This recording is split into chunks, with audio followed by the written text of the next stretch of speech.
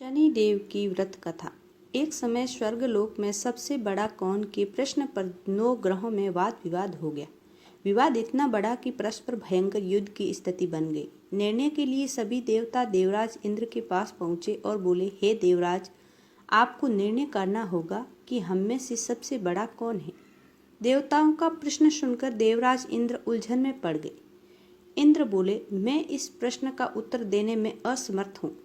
हम सभी पृथ्वी लोक में उज्जयिनी नगरी में राजा विक्रमादित्य के पास चलते हैं। देवराज इंद्र सहित सभी ग्रह उज्जयिनी नगरी पहुंचे। महल में पहुंचकर जब देवताओं ने उनसे अपना प्रश्न पूछा तो राजा विक्रमादित्य भी कुछ देर के लिए परेशान हो उठे, क्योंकि सभी देवता अपनी अपनी शक्तियों के कारण महान थे। किसी को भी छोटा या बड़ा कह देने से उनके क्रोध के प्रकोप से भयंकर हानि पहुंच सकती थी। अचानक राजा विक्रमादित्य को एक उपाय सूझा और उन्होंने विभिन्न धातुओं स्वर्ण, रजत, कांसा, ताम्र, शीशा, रांगा, जस्ता, अभ्रक व लोहे के 9 आसन बनवाए। धातुओं के गुणों के अनुसार सभी आसनों को एक दूसरे के पीछे रखकर उन्होंने देवताओं को अपने अपने सिंहासन पर बैठने को कहा। देवताओं के बैठने के बाद राजा विक्रमादित्य ने कहा, आपका निर्णय तो स्वयं हो गया।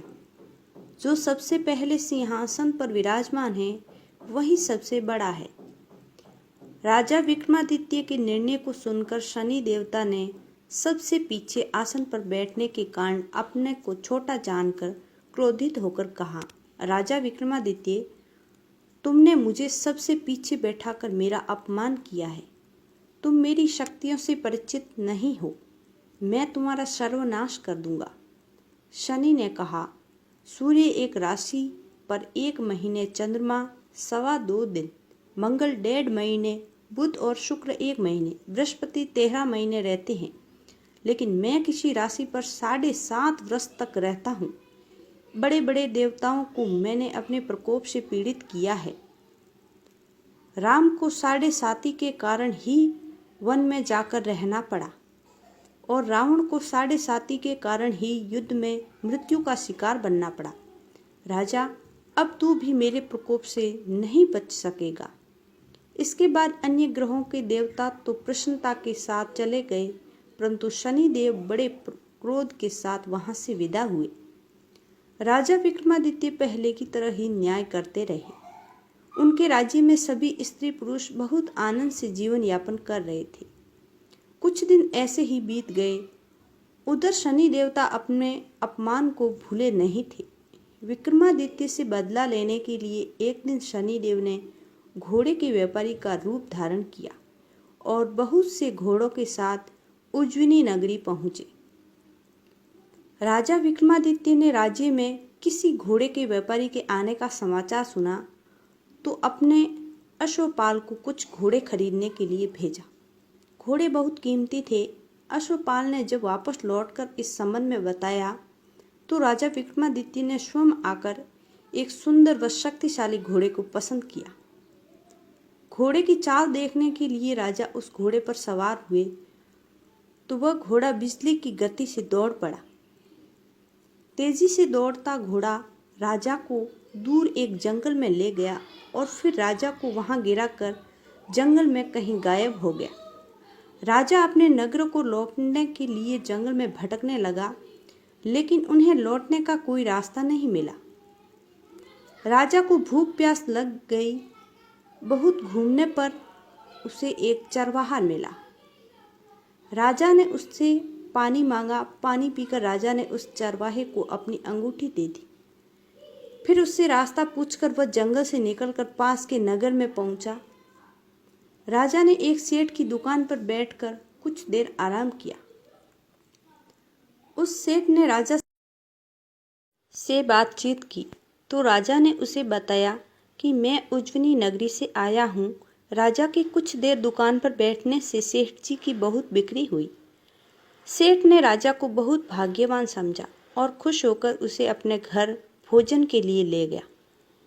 सेठ के घर में सोने का एक हार खूंटी पर लटका हुआ था। राजा को उस कमरे में छोड़कर सेठ कुछ देर के लिए बाहर गया। तभी एक आश्चर्यजनक घटना हुई। राजा की देखते देखते सोने के उस हार को खूंटी निगल गई।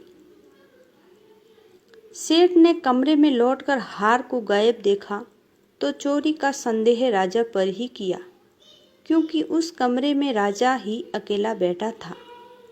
सेठ ने अपने नौकरों से कहा कि इस परदेसी को रस्सियों से बांधकर नगर के राजा के पास ले चलो। राजा ने विक्रमादित्य से हार के बारे में पूछा तो उसने बताया कि उसके देखते ही देखते खूंटी ने हार को निगल लिया था। इस पर राजा ने क्रोधित होकर चोरी करने के अपराध में विक्रमादित्य के हाथ पांव काटने का आदेश दे दिया। राजा विक्रमादित्य के हाथ पांव काटकर उसे नगर की सड़क पर छोड़ दिया गया। कुछ दिन बाद एक तेली उसे उठाकर अपने घर ले गया और उसे अपने कोहलू पर बैठा दिया। राजा आवाज देकर बैलों को हाँकता रहता। इस तरह तेली का बैल चलता रहा और राजा को भोजन मिलता रहा। शनि के प्रकोप की 7.5 पूरे होने पर वर्षा ऋतु आरंभ हुई। राजा विक्रमादित्य एक रात मेघ मल्हार गा रहा था कि तभी नगर के राजा की लड़की राजकुमारी मोहिनी रथ पर सवार उस तेली के घर के पास से गुजरी। उसने मेघ मल्हार सुना तो उसे बहुत अच्छा लगा और दासी को भेजकर गाने वाले को बुला लाने को कहा। दासी ने लौटकर राजकुमारी को अपंग राजा के बारे में सब कुछ बता दिया। राजकुमारी उसके मेघ मल्हार से बहुत मोहित हुई, अतः उसने सब कुछ जानकर भी अपंग राजा से विवाह करने का निश्चय कर लिया। राजकुमारी ने अपने माता पिता से जब यह बात कही तो वे हैरान रह गए। रानी ने मोहिनी को समझाया, बेटी तेरे भाग्य में तो किसी राजा की रानी होना लिखा है, फिर तू उस अपंग से विवाह करके अपने पांव पर कुल्हाड़ी क्यों मार रही है। राजकुमारी ने अपनी जिद नहीं छोड़ी। अपनी जिद पर पूरी कराने के लिए उसने भोजन करना छोड़ दिया और प्राण त्याग देने का निश्चय कर दिया। आखिर राजा रानी को विवश होकर अपंग विक्रमादित्य से राजकुमारी का विवाह करना पड़ा। विवाह के बाद राजा विक्रमादित्य और राजकुमारी तेली के घर में रहने लगे। उसी रात सोपन में शनिदेव ने राजा से कहा, राजा, तुमने मेरा प्रकोप देख लिया। मैंने तुम्हें अपने अपमान का दंड दिया है। राजा ने शनिदेव से क्षमा करने को कहा और प्रार्थना की, हे शनिदेव, आपने जितना दुख मुझे दिया है अन्य किसी को न देना। शनिदेव ने कुछ सोचकर कहा, राजा, मैं तुम्हारी प्रार्थना स्वीकार करता हूँ। जो कोई स्त्री पुरुष मेरी पूजा करेगा, शनिवार को व्रत करके मेरी व्रत कथा सुनेगा, उस पर मेरी अनुकृपा बनी रहेगी। प्रातःकाल राजा विक्रमादित्य की नींद खुली तो अपने हाथ पांव देखकर राजा को बहुत खुशी हुई। उसने मन ही मन शनिदेव को प्रणाम किया। राजकुमारी भी राजा के हाथ पांव सही सलामत देखकर आश्चर्य में डूब गई। तब विक्रमादित्य ने अपना परिचय देते हुए शनिदेव के प्रकोप की सारी कहानी सुनाई। सेठ को जब इस बात का पता चला तो दौड़ता हुआ तेली के घर पहुंचा और राजा के चरणों में गिरकर क्षमा मांगने लगा। राजा ने उसे क्षमा कर दिया, क्योंकि यह सब तो शनिदेव के प्रकोप के कारण हुआ था। सेठ राजा को अपने घर ले गया और उसे भोजन कराया। भोजन करते समय वहां एक आश्चर्यजनक घटना हुई। उसके देखते देखते उस खूंटी ने हार उगल दिया। सेठ जी ने अपनी बेटी का विवाह भी राजा के साथ कर दिया और बहुत से स्वर्ण आभूषण, धन आदि देकर राजा को विदा किया। राजा विक्रमादित्य राजकुमारी मोहिनी और सेठ की बेटी के साथ उज्जैनी पहुंचे तो नगरवासियों ने हर्ष से उनका स्वागत किया। अगले दिन राजा विक्रमादित्य ने पूरे राज्य में घोषणा कराई कि शनिदेव सब देवों में श्रेष्ठ है। प्रत्येक स्त्री पुरुष शनिवार को उनका व्रत करें और व्रत कथा अवश्य सुने। राजा विक्रमादित्य की घोषणा से शनिदेव प्रसन्न हुए।